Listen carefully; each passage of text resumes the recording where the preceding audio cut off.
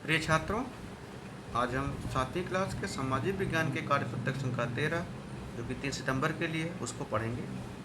इसमें आपने पिछली वर्कशीट में आपने दिल्ली सल्तनत के बारे में पढ़ा। दिल्ली के सुल्तान 15वीं से 16वीं शताब्दी में दिल्ली सल्तनत में क्या क्या हुआ उसके बारे में पढ़ते हैं, देखते हैं। तुगलक वंश के बाद दिल्ली पर लोदी और सैयद व सूरी वंश ने शासन किया। शेरशाह सूरी के शासनकाल में विकसित राज्य छोटा अवश्य था, परंतु वह शक्तिशाली था। शेरशाह सूरी के दौरान स्थापित की गई प्रशासन व्यवस्था भविष्य के राजाओं के लिए मिसाल बन गई। उस समय जो था अलाउद्दीन खिलजी जो कि और तुगलक वंश, ये सल्तनत काल के प्रमुख वंश थे। इनके बाद दिल्ली में लोदी, सैयद और सूरी वंश ने शासन किया। शेरशाह सूरी वंश का प्रमुख शासक था और इसने जो है उस समय जो प्रशासनिक सुधार किए, आपको पता है जो ग्रांड टंग जीटी रोड है वह उसने बनवाया था। इसके अलावा उसने कई सारे सैनिक सुधार किए, प्रशासनिक सुधार किए, भूमि की माप करवाई। ये सब बाद के जो राजा हुए जैसे अकबर हुए, हुमायूं हुए, उनके लिए बहुत काम आया। बंगाल, जौनपुर, मालवा, गुजरात, राजस्थान, दक्षिण भारत के अनेक राज्य एवं अफगान शासक दिल्ली सल्तनत के अंतिम वर्षों में अस्तित्व में आए। और यही हुआ कि दिल्ली के सत्तान क्या हुआ, जब दिल्ली सल्तनत 15वीं से 16वीं शताब्दी में क्या क्या हुआ, जौनपुर है, मालवा है, ये सब कई सारे बड़े बड़े राज्य स्थापित हुए और इनमें कई सारे अफगान शासक भी अस्तित्व में आए। अब पढ़ लेते हैं कुछ। अलाउद्दीन खिलजी और मोहम्मद तुगलक के बीच प्रशासनिक तुलना। तो क्या क्या तुलना थी? इसने आक्रमण को बचाने के लिए अपनी एक विशाल स्थायी सेना खड़ी कर ली थी, जबकि इसने ट्रांस ऑक्सियाना पर हमला करने के लिए एक बड़ी सेना खड़ी की। दोनों में अंतर था। ये ट्रांस ऑक्सियाना पर आक्रमण करने के लिए उसने क्या किया, सेना। उसने अपने सैनिकों के लिए सीरी नामक एक नए गरीसन शहर का निर्माण किया। सीरी, उसने दिल्ली के 4 सबसे पुराने शहरों को निवासियों से खाली करवा दिया और वहाँ सैनिक छावनी बनवा दी।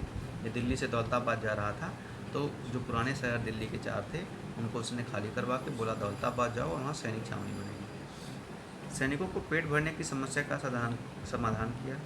यह गंगा और यमुना के बीच की भूमि से कर के रूप में एकत्रित उपज के माध्यम से किया गया। अलाउद्दीन ने क्या किया, उसने सैनिकों को परमानेंट किया, उनका प्रशिक्षण किया, उनको पेट भरने के लिए अन्न देना शुरू किया और गंगा और यमुना के बीच का जो दोआब था, जो भूमि थी, वहाँ पे कृषि अच्छी होती थी, वहाँ से कर के रूप में अन्न लिया और उन्हें सैनिकों को देता था।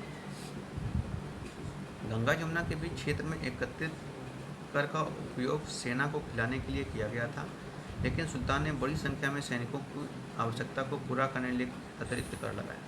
लेकिन इसने क्या किया, और बड़ी सेना को बड़ा करने के लिए और ज़्यादा अतिरिक्त कर लगा दिया। उसने अपने सैनिकों को वेतन एकता की बजाय नगद दिया, यानी इसने वेतन नगद देना शुरू किया सैनिकों को। उसने नगद वेतन का भुगतान किया, लेकिन कीमतों को नियंत्रित नहीं किया। जब कीमतें नियंत्रित नहीं हुई तो महंगाई बढ़ गई। मान लो आपको 100 रुपया मिलता था, 100 रुपये में सबका खर्च चलता था, लेकिन महंगाई इतनी बढ़ गई कि 100 रुपया में भी अब खर्च चलाना मुश्किल हो गया। तो मतलब क्या हो,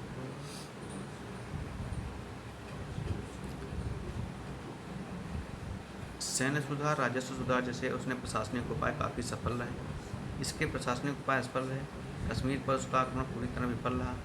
फिर उसने ट्रांस ऑक्सियन पर आक्रमण करने की अपनी योजना छोड़ दी और अपनी बड़ी सेना को भंग कर दिया। पहले सेना बनाई, सेना के लिए खर्चा किया, फिर सेना भंग किया। मतलब ये जो है पागल सुल्तान इसे कहा जाता है, क्योंकि ये जो योजनाएं बनाता था उसे लागू नहीं कर पाया। अब आगे बढ़ते हैं कि कल्पना कीजिए आप मोहम्मद तुगलक के सलाहकार, कर की बढ़ती आवश्यकताओं को पूरा करने के लिए आप उसे क्या सलाह देंगे?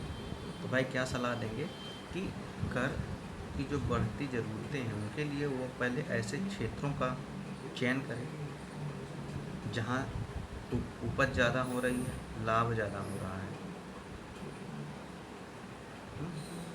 और वेतन को सुसंगत करे, महंगाई पर नियंत्रण करे। क्योंकि जब महंगाई पर नियंत्रण हो जाएगा तो क्या करेगा कि लोगों का कम वेतन में भी काम चलना शुरू करेगा। तो यह हमें चला देगा। अब देखिए आपके सामने क्या है, निम्नलिखित प्रश्नों के उत्तर दीजिए। अलाउद्दीन खिलजी व मोहम्मद तुगलक की प्रशासनिक व्यवस्था के मध्य अंतर स्पष्ट कीजिए। ऊपर जो है उनमें से 2 अंतर लिख दीजिए। नीचे दी गई सारणी में वंश के अनुसार उनके शासकों के नाम लिखिए। तो देखिए इसमें क्या था, दास वंश में कौन कौन से थे? कुतुबुद्दीन ऐबक था, कुतुबुद्दीन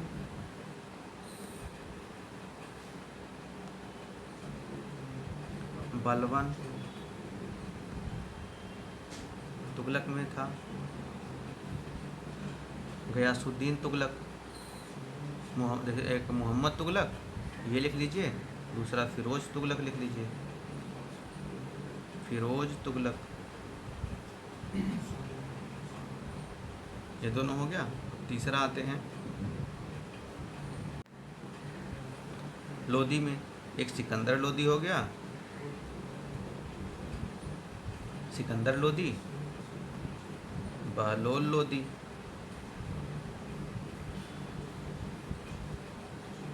इब्राहिम लोदी, इनके आगे लोदी लगा लेना और इस तरह से अपनी वर्कशीट पूरा करके अपने कक्षा अध्यापक को शेयर करें। Thank you.